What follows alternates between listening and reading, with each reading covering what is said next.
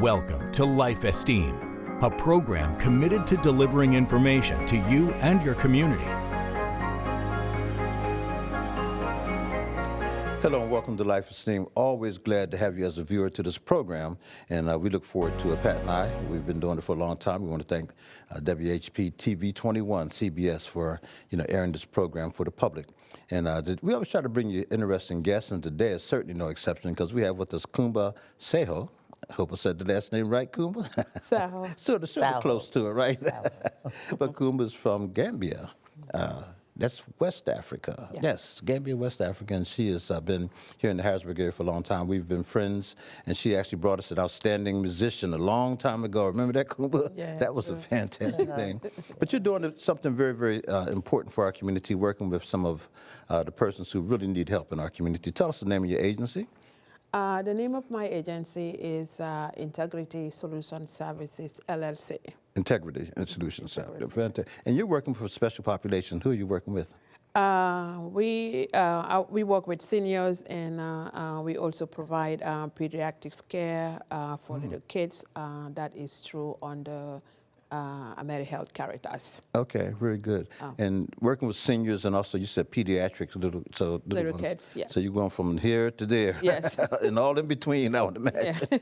Well, also, looking at your flyer, you also do work with individuals with intellectual disabilities and things of that nature as well. Yes, we have different contracts, and then I will start with the contract, the license that we have under DHS, the Department of Human Services, that is providing home care services, and that goes under the Office of Long-Term Living. From the Office of Long-Term Living, now you have the insurance that are called Managed Care Organizations. Managed Care. Or CHC. And then those insurance combine UPMC, AmeriHealth Caritas, and PA Health and Wellness. Wow. So that's the section of the home care services. Yeah. Oh, okay. And then that includes providing services for kids, for pediatric care. Yeah. And home care is so important these days. A lot of people would prefer to be at home to receive care and everything. Tell us how that works for you. What kind of services do you provide in the home? Okay, for the home care section, we provide home care services. We hire staff, and then we will send the staff into the consumers' homes to provide them with their daily living skills. Daily living skills, yeah. And that could be on a spectrum, though, right? In regard to what those skills may look like. Right, depending on what the consumer would need. Right. Correct. And then those includes here and there accompanying them to go to doctor's appointments. We also do provide grocery shopping, light housekeeping, meal prep. You go, the list goes on. Oh, okay. Wow. So it takes a special kind of person then to be trained to do all that work. Correct. Because that's really, a lot, right? Yes, it is. So tell us about the training. Who do you look for, and what kind of skills do they need to bring, to them? We do look for experience and a high school degree. From there, we will do a background check on the employee. Okay. With the background check, we are the ones who pays for the employee's background checks. Okay. Because those background checks are required by the state. Yeah, and that's important, yeah. Right. Because you're trusting them to go into someone's home. Of course. And they have to know how to purport themselves. Right. And all that. But generally, that's a pretty big industry these days, is that right? It is. Yeah, it seems like it's really booming. In fact, I remember we were over at PWRC, and they were doing a training, and I asked the young lady, I think we went to lunch, and we asked her, we said, well, what are you doing? She told us that they were doing home health, care and everything. And the place was packed. So I said, wow. Nowadays, those kind of trainings, it's kind of booming because I can remember last year I attended a training over at Hershey. That was a big training that was conducted for people in the home care industry. Yeah. And we also do our own internal trainings whereby we send email links to our employees to do the trainings, and then they will send us their certificates. Those certificates are required by the insurance, so when they come for audits, then we will be able to show them those. Sure. And you have some other folks that are part of your staff. Yes. That have been with you. Talk about the two that I know anyway. We do have a staff listing goes through. We have a care coordinator, and we have a billing person. And then when you come to the other side of the services that we provide is supported employment. When we say supported employment, we assist individuals with intellectual disabilities. We assist them find jobs. Okay. And when we find them jobs, we are also able to go with the individuals to their job locations, and then we will train them. Now, majority of that consumer base is through the contract that we have with Office of Long-Term, OVR, Office of Vocational Rehabilitation. Right. And then that goes from 1 week all the way through, phase 1 all the way through phase 5. Wow. Okay. Yes, that is being sponsored by the Office of Vocational Rehabilitation. We also have another contract with the Office of Developmental Programs, ODP, whereby we also do the same services for their individuals, assisting them to find jobs, and also able to provide job coaching for them at their individual job sites. How do the clients come to you? I mean, do they just simply look you up, or are they referred to you? For the home care side, a lot of it is through word of mouth. We provide a good service to a client, Right. and then the client will then refer us to someone whom they know. With the Office of Vocational Rehabilitation, because of the services that we do for them, here and there, they are the ones who just send us the referrals in the portal. Yeah, okay. And ODP is also the same way. We work with the CMU, Case Management Unit, and here and there, a consumer chose us, and we receive the referral, we start providing support for them. But they do have to go through CMU first. Yes. Or OVR. Yes. Before they can come to you. Yes. Okay. People just can't come directly to you. No. Okay. Yes. All right. So your kind of service, I would imagine that you have to work with the entire family, not Yes. just the individual. So tell us the biggest challenges you face when working with families, because I know that can be.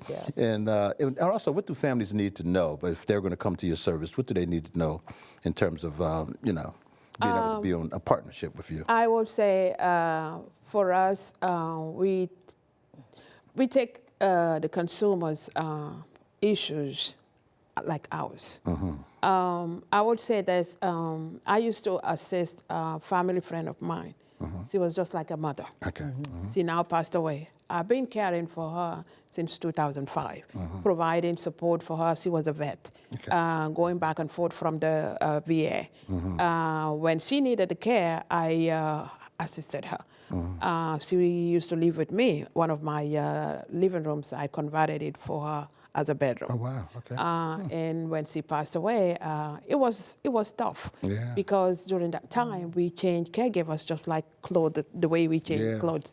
And when I started this business, I took it to myself. Families issue, we go into the family's home and then we listen to the family, some of the constraints, and then we will then use that and then be able to kind of tailor whatever the services that the caregiver the consumer needs. We will find a caregiver who is going to be able to assist that family, and then we go from there. We start providing the support. You know, and this is kind of, not trying to promote myself, but just want to mention this, okay? So I'm a certified deaf doula. I'm also a chaplain, right? And one of the things that dawns on me is that one of the things we don't want to talk about, of course, is the end of life. And so have you thought about that kind of service connected to what you do to provide end of life services as well? We did not, however, we found ourselves in two situations whereby our consumer we love, the family we love. We, up till now, we still get in touch with the family. And when the family was passing away, we had to be with the family. It was tough. But that is something that maybe we can learn from you as a home care provider, because that is something that we always go through. Sure, absolutely. Yeah, absolutely. Yeah, it's tough. Yeah. We'll talk after the Well, show. Yes, yes. No, Well, but really, I know that that's a big part of it. Sorry. Well, one of the things that we had a chance to talk about a little bit was the care that you're providing to a wonderful friend of yours in his final days, and how important that was, and how he was very instrumental in a lot of the things you did. So talk about him. Let's lift him up. With that, honestly, that consumer was just like an uncle. He helped me a whole lot. I know him and we had a store located on 3rd Street years ago. I was home, and then he said, Kumba, we have a, I think we need to go over to So Place and then see there is a store there that will work for you and I. And I said, okay, where? And then he said, on 3rd Street. We have made an appointment. And then I went over there. So the funniest thing is he's African American. I'm African.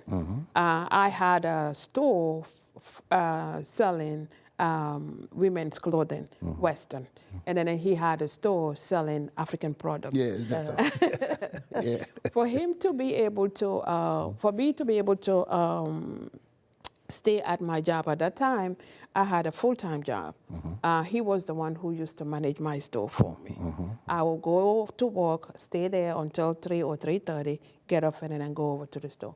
But then when it came to him, when he got sick, they approached me, and then they wanted to have someone to be able to care for him. I said, okay, I will do it. So that was at the large stage, coverage was an issue. Staffing in this home care services, so I don't know. So that was a time whereby I had an accident and had a leg injury.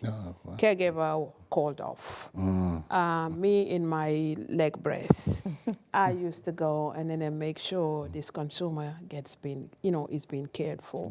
Do everything for him in the morning, prepare breakfast, care for him, and then I will then leave and then go over to the office. I did that until at the end, whereby my leg was bothering me. I was not able to.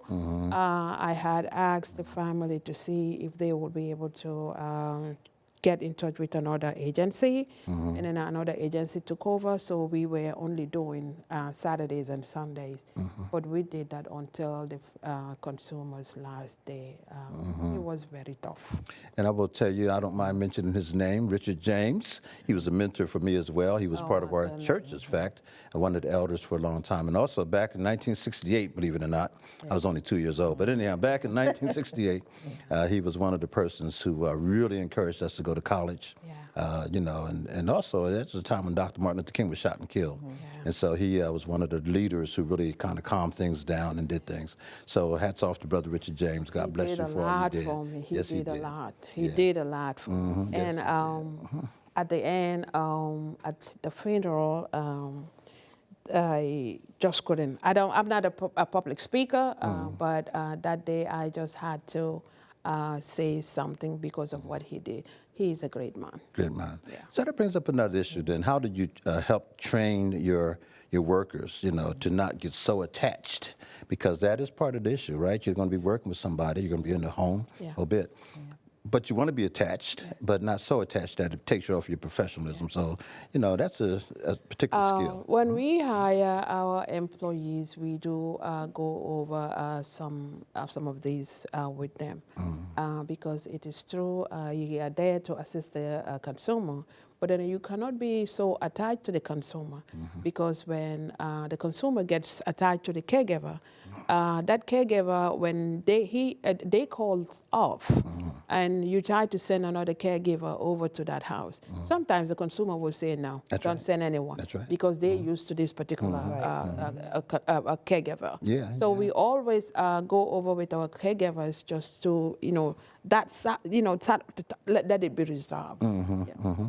I remember a buddy of mine was sharing that he and his sister were not happy with the caregiver who was coming in because they just looked like they was laying around, Yeah. talking to the this drinking. Yeah.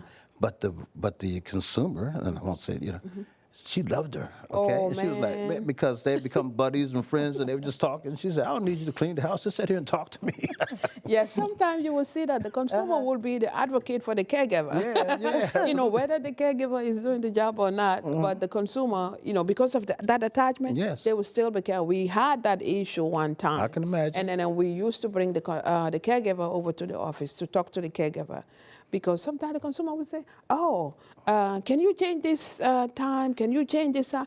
Changing the time was just based on the the caregiver's availability. Yeah. And then we said, no, we can't be doing this. Okay. So yeah, that is always that as a home care agency, we have to talk to our caregivers, about that kind of attachment. Yeah, absolutely. Well, one of the things Nate said, I had said to you earlier, how booming this is in home health care, because first of all, our aging population, I mean, more people are living much longer, Right. and do require some, support and services in that way. So there are a number of your home health care services out there, and we both work in the same building, and I think it's about 3 or 4 of you in our building right now that are providing those services. Yeah, it is. Yeah. That Do is you true. do you assist one another? You ever talk about, hey, we got somebody over here we can't handle, but you can, or something like that, or? For me, what I do is that I do know we have a couple of home care agencies over at our building, but we do. There are 3 we work together. Okay. For example, some changes happen with the insurance. We share that information. Okay. And then one needs a caregiver, for example, because this industry, sometimes you will have a whole lot of clients, no caregiver. And sometimes you will have a whole lot of caregivers, no consumers. go. So that's how it goes. So for example, if I have caregivers, I call my other colleague and then I let her know, hey, we do have a caregiver. Are you in need of a caregiver? You looking for a caregiver? Then we will share the information with them. Yeah, We do yeah. that. Yes, we Okay. do that. Or if they have a lot of caregivers, they will let us know. Do you need caregivers? Yes, then we will get in touch with the caregiver.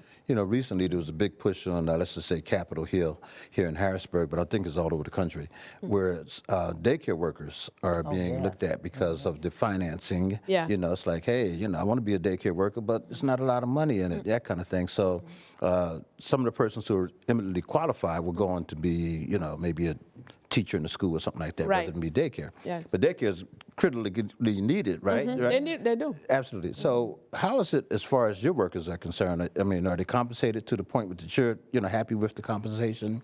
Does the country really realize how valuable this service is? Could you use more funding? Honestly, we definitely need more funding, especially with the current rates that we receive. It's not compared to what you can, pay for the caregiver. Because some caregivers, they will say, they shop around. Some will, use, how much do you charge? How much do you pay? Right. This is how much. Oh, no. So pays more than you. So honestly, for me, I put myself in my caregiver's shoes. Yes. Because if I tend to be very, very reasonable, and then I give them a reasonable pay rate. We do that. Good. There was a time when we first started, some agencies were paying below what we were paying. Oh, yeah. And then I had to tell my colleague, because we work together in the same building, and we had to bump up our rate. Sure. But honestly, up till now, some agencies are paying low. And then it all because of the rates that we are receiving from the insurance. Yeah, sure. And the factor is that I do commend two of the insurance that we work with, but then honestly, here and there, we go through difficulties not receiving payment from one insurance. Yeah, boy. Oh my goodness. Yes, it's horrible. Pat's sister, my sister-in-law, she's in private practice in D.C. I say D.C. all the time, but right outside of D.C. And doing very well. But that's always been an issue, you know, getting that pay and working with those insurance agencies. That's something else. But yes, I hear that all the time. So, go ahead. So how does that affect your bottom line, though? But you're still able to keep up with, you know, being able to compensate your caregivers? Yeah, we still, you know, we just move on, make sure, you know, payroll goes through every other week. Right. You know, employees gets paid. Employees don't know what you, the provider, you know, you, the business owner, is going through. But then you just gotta make sure you make sure your employees gets paid every bi-weekly. Absolutely. And life moves on. Make them happy, because that makes your employees happy. That's right. And then if your employees are happy, the work goes on. That's right. That's right. The business moves on. Do you have caregivers that have been with you for a while? We have caregivers who's been with us since 2022. Nice. Okay. Yeah, since 2022. I would tell you, this business, we started in 2018 as a service coordination entity. And when the insurance started moving to Central Pennsylvania, which was their phase 3, we, the small service coordination entities, we got pushed aside. Oh, okay. Yes. Basically, if the insurance did not have any, if the insurance wouldn't give you a contract, you have no business. So we were out of a business from 2020 September all the way. I was able to keep the office. Okay. I was just paying the rent because I know at the time I would bounce back. All right. So I had to pivot in 2021 to register this business as a home care agency. And when I registered, because of service coordination, it doesn't match with the name. Okay. Of so I had to change from Integrity Support Coordination to Integrity Solutions Services. Okay. Cool. Cool. When you first started off, you were doing a lot around transportation at first. Is that right? That was a business that I started with a colleague of mine back in 2016. Okay. So we were providing, that license was through the Office of Developmental Programs. Okay. We were only providing transportation to individuals with disabilities. Yeah.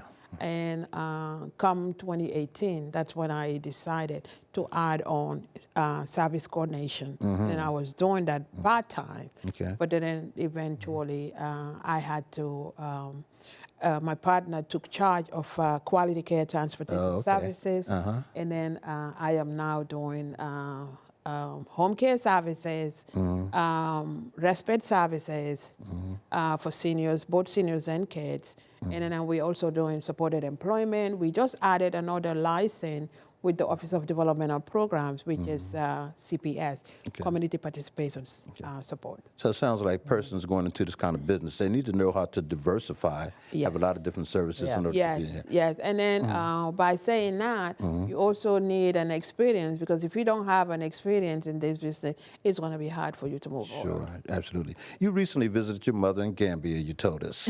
Tell us the difference between, this kind of service exists in Gambia, and have you ever thought of doing something internationally? Yes, I visited my mother in Gambia for 2 weeks, and then I just got back 3 weeks ago. This kind of services will not work in the Gambia as of now. The reason being is that over there, a lot of people, they're aging parents, they stay with them. Ah, okay. I can remember You're good. back in the days when I used to live in the Gambia, they used to have, they built a building to provide such for seniors. It did not work. Yeah. No, so this for now is not going to be, it's not going to work for Gambia. So usually families are taking care of family. Families are taking care of families. That's right. I can remember when my grandmother was alive, my mom brought my grandmother from my grandpa's house and for her to live with her. So my mother was taking care of my grandmother. Wow, okay. Yeah. Until she Different died. culture. Yeah, it's a culture thing. Very different in that But regard. if introduced, well, it has been introduced based on what you were just saying. What can be introduced over there is supported employment could be introduced over there because of individuals with disabilities and individuals with hard of hearing, physical disabled individuals. Because I know that because I used to be a treasurer over there for an organization of the Federation, Okay. Gambia Federation. Okay. That could work, but then the government over there is not going to be able to supplement the payments Okay. of those services. And that's critically here, right? If the government didn't supplement. Oh my goodness! If the government didn't supplement that, we wouldn't be able to do such services. So having said that, there's a So lot I of movement. commend the government for that. Yeah, fantastic. Yeah. So are you at all concerned with, there's a lot of talk about, downsizing government and this kind of thing. So funding is a big issue for everybody, right? So what kind of concerns do you think you and other agencies have around, around funding? We still need the government, when it comes to providing home and community-based supports to these individuals, being seniors, being individuals with disabilities, being little kids. We do need the government in this perspective. So do you guys lobby? Do you get together and say, let's go to Capitol Hill and let them know? We do have a lady that we get in touch with, and then here and there, they're the one who assist with that kind of lobbying. But definitely, this is a service that people need. Yes, you may think that some of the systems are corrupt. Fine, deal with that. But then this is a service that people need to be able to integrate in the community. That's right. Absolutely. Yeah. That's right. About it. The older So I do you get- have any thoughts or ideas about any other ways you can expand? Any other things you've been considering? What we've been considering is that to branch off to other counties to have another office location. And then if we do, your county will be, because we have a lot of clients coming from OVR. Okay, real good. I got to ask you real quick. I know we're going to run out of time here.